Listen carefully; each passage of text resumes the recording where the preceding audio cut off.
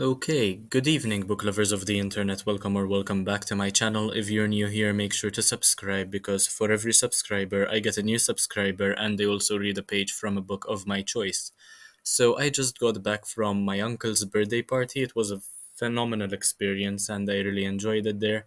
And in today's video, I am going to be reviewing this book called Wonka, based on Roald Dahl's Charlie and the Chocolate Factory.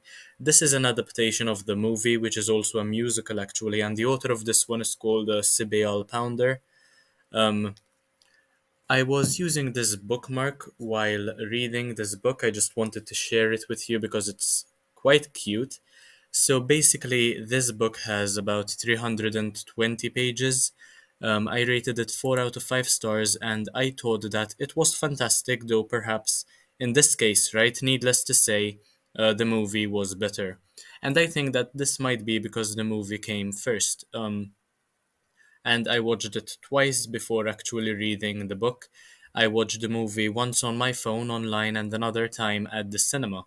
So that's why I think the movie is better, but there are some other reasons which I'll mention in this review as well.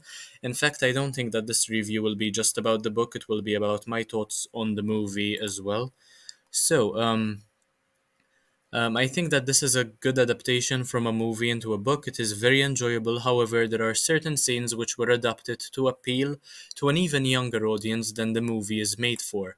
And that is kind of a turn off, a bit of a red flag, because it kind of destroyed the quirkiness that the movie originally presented. So I don't want adult jokes to be removed to make a book entirely family friendly, as was the case with this one, where alcohol was mentioned in the movie, for instance.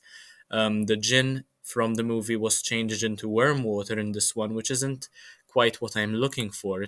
I don't understand the change anyway. It feels quite useless to be honest, and uncalled for. I absolutely love Wonka in this one, though I of course have some queries as to how he seemingly has an endless supply of chocolate even when he is broke, and how people still trust him after he unwillingly poisoned them, I suppose. Um, so I was mentioning earlier how the jokes would go over um,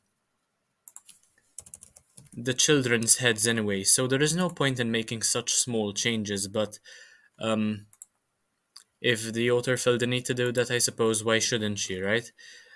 So it was extremely simple for him to regain their trust, but that is perhaps because of the inexpensive nature of his life's work. He was only selling chocolate at 1 silver sovereign apiece, which is much cheaper than his competitors. So then again, magic might be a good reply to most of these thoughts and these queries, and it is a musical, so you have to make some exceptions where there are some loopholes as well. Noodle is certainly a character I love and wish she had at least been mentioned in the Charlie and the Chocolate Factory movie, the one by Johnny Depp, or even the Gene Wilder movie in Willy Wonka and the Chocolate Factory.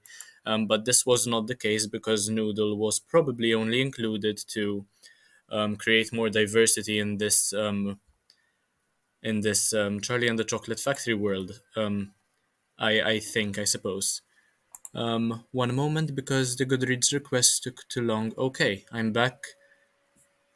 Right, so without Noodle and a couple of others, if you watched the movie or you even read the book, you can see that without Noodle and a few others, Wonka would have never succeeded to begin with, despite his ingenuity and his mastery at the craft of making chocolate.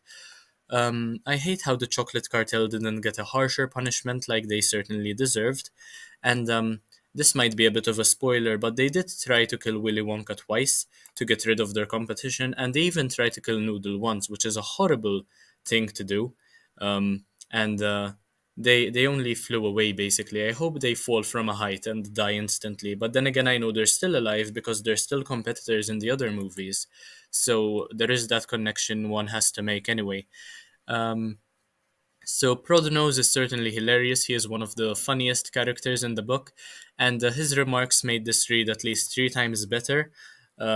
his comments, like in which day died, for instance, hilarious, and the repetition really makes the joke even funnier every time. I really appreciated that, to be honest. It's a shame he doesn't say more because he's fantastic. Then again, without the music, I think this is why I gave this a 4 stars rather than a 5 stars.